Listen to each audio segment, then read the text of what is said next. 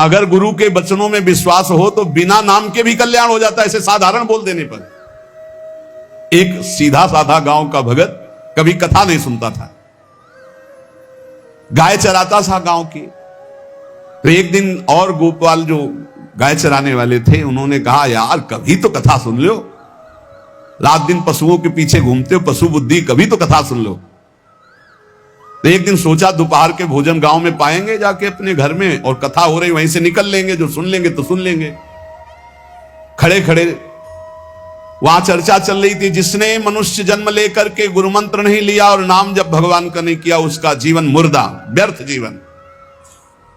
चला गया सुन के, और बार बार वही दिमाग में कि पंडित जी कह रहे थे गुरु मंत्र नहीं लिया और नाम जप नहीं किया तो मुर्दा जीवन, जिन हरि भगत हृदय नहीं आनी, जीवित सौ समानते प्राणी।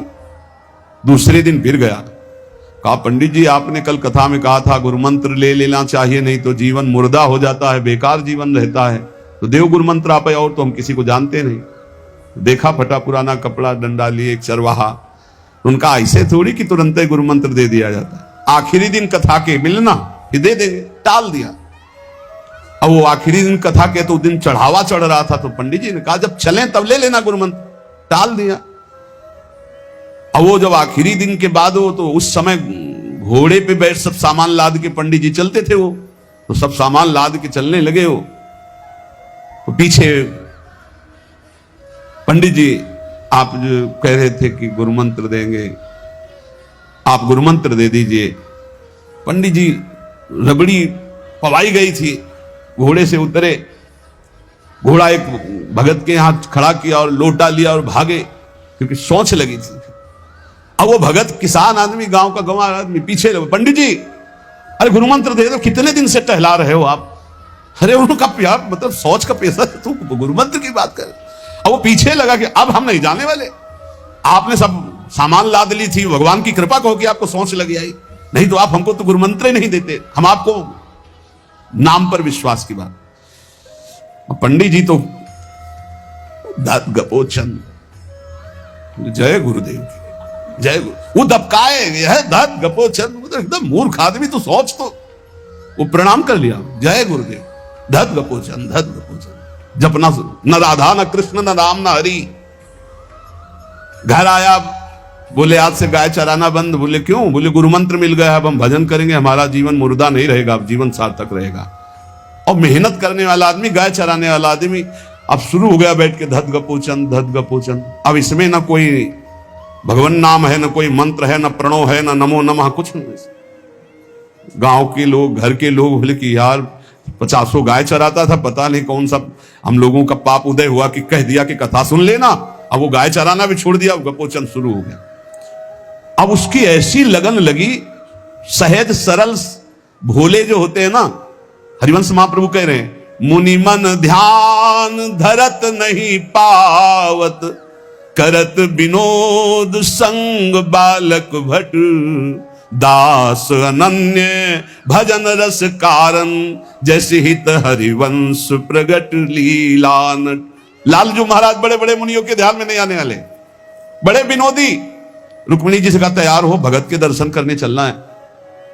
रुक्मिणी जी ने कहा बहुत दिनों बाद आज आपको किसी भक्त की याद आई, प्रभु जरूर कोई महाभागवत होगा, हम चलते हैं। बोले बहुत विचित्र महाभागवत, चले। साधारण वेश में चलना है।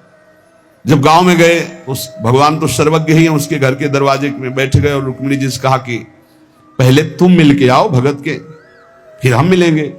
रुक्मिणी जी ने कहा हाँ ये उत्तम बात है, पहले हम उनको दर्शन दे के और दर्शन करके आती है। आंख मूंदे से, न खाना न पीना, धत गपोचन। रुक्मिणी जी ने कहा ये कौन सा नाम भगवान का, न विष्णु शास्त्र नाम में है, न गोपाल शास्त्र नाम में है, और कहीं हमने पढ़ा नहीं, ये कौन सा भजन कर रहा है। कहे किसका भजन कर रहे हो, चुप रहा। फिर किसका भजन कर, 2-3 बार तो गुस्सा के आंख खोला, देखा कोई स्त्री, तो बोले तुम्हारे खसम का भजन कर रहे हैं, और किसका कर रहे हैं। वो रुक्मिणी जी आ गई, बोले बहुत जानकार भगत है। प्रभु द्वारिकाधीश से कहा बहुत जानकार भगत है। बोले क्यों? बोले हमने कहा कि किसका भजन कर रहे हो, देखो हम इतना छुप के गई थी लेकिन वो पहचान गए, वो कह रहे तुम्हारे खसम का भजन कर रहे थे। अब भगवान ने कहा तभी तो हम आए भगत जोड़ कर। बोले प्रभु आप दर्शन बाद में करना, जाके पहले हमारा प्रश्न बता दो, प्रश्न का उत्तर दे दो कि आपके विष्णु सहस्त्र नाम, गोपाल सहस्त्र नाम, बहुत से नाम हैं, ये नाम तो हमने कभी नहीं सुना। भगवान ने कहा ये नाम हमको तो बहुत प्यारा है। बोले आपको कब, मतलब ये कब कैसे नाम रखा गया? बोले बहुत प्यारा है, हमारा ब्रज का रखा हुआ नाम है, ब्रज में मैया ने रखा था। कैसे रखा था? बोले एक दिन मैं माखन चोरी कर रहा था, सखा के कांधे पर खड़ा हुआ, ऊपर माट में हाथ डालकर मक्खन पूरा ऐसे खाता जाता, सखा को पवाता जाता। इतने में मैया और गोपी जन आ गई। ए कन्हैया ये क्या कर रहा है? अब हमने देखा कि फंस गए। हमने कहा कि मैया हमें बहुत भूख लगी थी और देखा कि इसमें चींटी चढ़ी हुई है, तो हम चींटी निकाल रहे थे। तो बोले चींटी कैसे निकाल रहे थे? यहां पूरा हाथ सना हुआ है तुम्हारा चींटी। बोले अरे भैया तू बावरी, जब चींटी को ऐसे निकालने करते वो अंदर चली जाती तो खबो खबो के निकाला, इसलिए ऐसा इतना हाथ हो। बोले यहां मुंह में भी जब तुम्हारे मक्खन लगा, एक मक्खी बार बार उड़ रही थी तो हम ऐसे मारा तो पूरा मुंह में मक्खन लगा। मैया ने कहा धत गपोचन। बोले ये उस समय का नाम रखा हुआ है, मेरा बाल गोविंद में जब मैया ने रखा था मक्खन चोरी के समय उस। अब आप विचार करके देखो, भगवान का साक्षात्कार गुरु वचनों पर विश्वास होने पर साधारण शब्द बोला तो भगवान तो सर्वलोक महेश्वर सर्वज्ञ, उनके सब अक्षर, जैसे हर अक्षर में आ विराजमान है, का खा गा घा आ, ऐसे ही सब अक्षरों में ब्रह्म विराजमान है।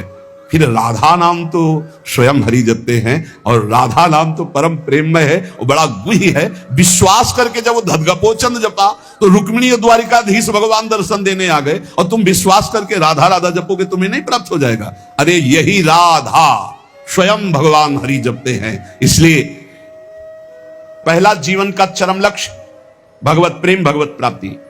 दूसरा, हमारी बुद्धि केवल विचार करे तो श्यामा श्याम के ही विषय में, किसी व्यक्ति वस्तु स्थान का अगर हमारा चिंतन हो रहा, संबंध हो रहा, तो श्यामा श्याम के संबंध से हो। जैसे गोस्वामी तुलसीदास जी कहते, नाते नेह राम के मनियत सुहृद सुसेव्य जहालो। अगर ऐसा नहीं तो फिर हर वस्तु व्यक्ति स्थान में एक आसक्ति है, वो बांध लेगी, आप श्यामा श्याम तक नहीं पहुंच पाएंगे। इसलिए बुद्धि का जरूरी है प्रिया प्रीतम में स्थित होना। अगर बुद्धि ये निश्चय कर ले कि परम सुख स्वरूप श्यामा श्याम ही हमारे हैं, हम श्यामा श्याम के हैं, सुख है तो श्यामा श्याम के नाम में, रूप में, लीला में, धाम में। अभी आपने सुना आनंद का तारतम्य। तीसरा, जो गुरुदेव ने नाम दिया इससे बढ़कर महत्व किसी नाम में नहीं होना चाहिए। किसी की निंदा नहीं, सब नाम हमारे प्रभु के हैं, पर हमारे लिए सर्वश्रेष्ठ नाम हो गया जो गुरु ने दिया है, जो मंत्र दिया, जो नाम दिया। एक आंतिक में आए और बोले हम कुछ 2-4-6 महीने से हम आपके शिष्य हैं, मंत्र ले लिया है। स्वप्न में एक महात्मा आए और उन्होंने हमको और मंत्र दिया है, तो अब तो हम समस्या में फंस गए कि आपका दिया गुरु मंत्र जपें या स्वप्न में कोई और महात्मा आए थे उनका दिया जपें, क्या करना चाहिए? हमने कहा तस्मात् शास्त्रम प्रमाणम।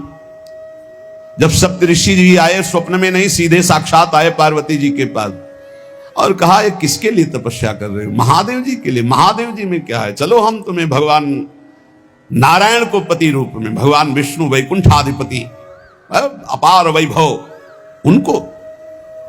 तो जो माता जी ने बात कही पार्वती मैया ने, वही बात पकड़नी है। उन्होंने कहा तजऊ न नारद कर उपदेशु, आप कहें सतबार महेशु। सप्तऋषियों, अपने गुरुदेव नारद जी के उपदेश का मैं कभी त्याग नहीं कर सकती, चाहे स्वयं इष्ट देव भगवान शंकर आकर सैकड़ों बार कहें तो भी। तजऊ न नारद कर उपदेशु, आप कहें सतबार महेशु। कोटि जन्म लगी रगर हमारी, बरों संभुनता रहूं कुंवारी। करोड़ जन्म लूंगी, हर बार अपने गुरुदेव के दिए हुए मंत्र का अनुष्ठान करूंगी और देवाधिदेव महादेव को पति रूप में वरण करूंगी, अन्यथा कुंवारी रहूंगी। बहुत सी कन्याएं और बहुत से वर हैं, आपको ब्याह कराने का शौक है तो आप जाइए, लेकिन मैं पर्वत से प्रकट हुई हूं, हिमालय से, मैं अडिग हूं अपने गुरुदेव के वचन में। तो यहां कह रहे, चौथा, समस्त इंद्रियां भोग विलास के लिए लालायित रहती हैं, सबकी। अब इनको भोग देना भी है, बिना भोग के, बिना विषय के जीवित नहीं रह सकते। शरीर चलाना है, सेवा धर्म पूर्ति करनी है, पानी पीना भी विषय है, अन्न पाना भी विषय है, देखना भी विषय है, सुनना भी विषय है, सब विषय के अंतर्गत आता है। तो यहां अपनी इंद्रियों से जो विषय ग्रहण करना है वो भागवती करना है। जैसे हमें पानी पीना है तो प्रभु को अर्पित करके राधा वल्लभ लाल की जय, और फिर भावना करो हृदय में प्रभु विराजमान है, जलपान। भोजन भोग अर्पित किया, भगवत स्वरूप प्रसाद, हम प्रसाद पा रहे। वस्त्र प्रसादी, सुनना भगवत विषय, देखना भगवत भाव, बोलना भगवत संबंध से, हर इंद्रियों के विषय को हमें भगवत संबंध से युक्त कर लेना है। यदि भगवत प्राप्ति करनी है, भगवत प्रेम प्राप्त करना है, तो पहला चरम लक्ष्य, मुझे इसी जन्म में भगवत प्राप्ति करनी है, भगवत प्रेम प्राप्त करना है। दूसरा बुद्धि का पूर्ण समर्पण अपने आराध्य देव श्यामा श्याम में। तीसरा गुरु प्रदत्त नाम रूप लीला गुण सेवा उपासना सांगोपांग गुरु प्रदत्त। चौथा समस्त इंद्रियां भगवत संबंध से युक्त। पांचवा जीव का चिंतन, प्रत्येक क्षण पदार्थ, व्यक्ति, परिस्थिति, विचार भोगों के, क्रियाओं के, संबंधियों के, जहां जहां जाए वहां से हटाकर अपने लक्ष्य श्यामा श्याम में लगाओ, या जहां जहां जाए वहां प्रिया प्रीतम की भावना करो। जीवन का प्रत्येक पल किसी व्यक्ति के विचार में, वस्तु के विचार में, स्थान के विचार में, भोग विचार में, जहां जहां जाए वहां से हटाकर श्यामा श्याम में लगाओ, या जहां जहां जाए वहां श्यामा श्याम को देखो। छठवां, चित्त की एक एक वृत्ति से तुम्हारे आराध्य देव कभी हटने ना पावे। बड़ी उत्तम स्थिति होती है उस उपासक की, एक एक वृत्ति भगवदाकार करनी है। जैसे समुद्र में करोड़ों तरंगे, ऐसे चित्त में लाखों करोड़ों वृत्तियां, हर वृत्ति भगवदाकार। गोपी जनों की थी, विक्रेतु कामा खिल गोप कन्या मुरारी पादार्पित चित्त वृत्ति, दध्यादिकम मोह वशादवोचद गोविंद दामोदर माधवेति। कैसी स्थिति, बोले बेचने जा रहे हैं दही, पर चित्त की वृत्ति में गोविंद बसे, मुरारी बसे, तो वो कैसे पुकार रही, कोई गोविंद ले ले, कोई दामोदर ले ले, कोई माधव ले ले। तो ब्रजवासी जन कहते हैं बाबरी क्या बेच रही, तब शुद्ध आती है, अच्छा नहीं तो बोल रही कोई गोविंद ले ले, कोई दामोदर ले ले, कोई माधव ले ले।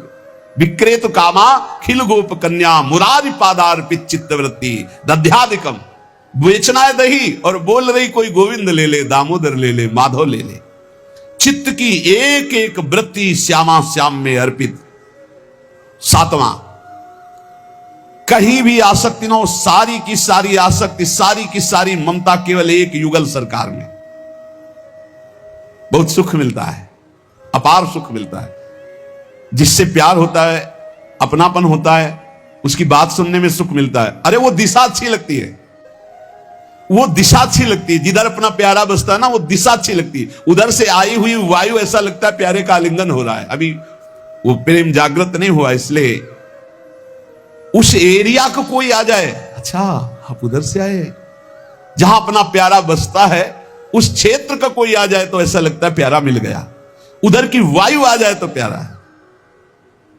जहां प्रीतम जी देश की प्यारी लागे पौर, जिधर प्रीतम बसते उधर से, यस्या कदापि वसनांचल खेलनोत, जिधर हमारी प्यारी जो प्यारे जी, नाम में अपार सुख तब अनुभव आएगा जब आसक्ति हो जाएगी। अभी आसक्ति अन्यत्र है, नाम में आसक्ति तो है नहीं। तो एक उपासक, मुझे नाम जपने में श्रद्धा नहीं हो रही, बिल्कुल ना हो, आप चिंता मत करो।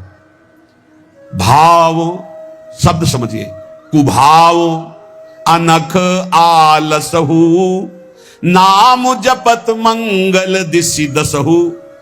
भाव से जपो, कुभाव से जपो, मन लगे या ना लगे तुम्हें फल मिलेगा, पक्का मिलेगा, मंगल दसों दिशाओं में होगा। विश्वास करके जपो तो, और एक दिन जब स्वाद लग जाएगा तब आप भी ऐसे ही बोलोगे जैसे बड़े बड़े संत महापुरुष बोलते हैं, नाम जीवन, नाम सर्वस्व, नाम ही हमारा प्राण धन।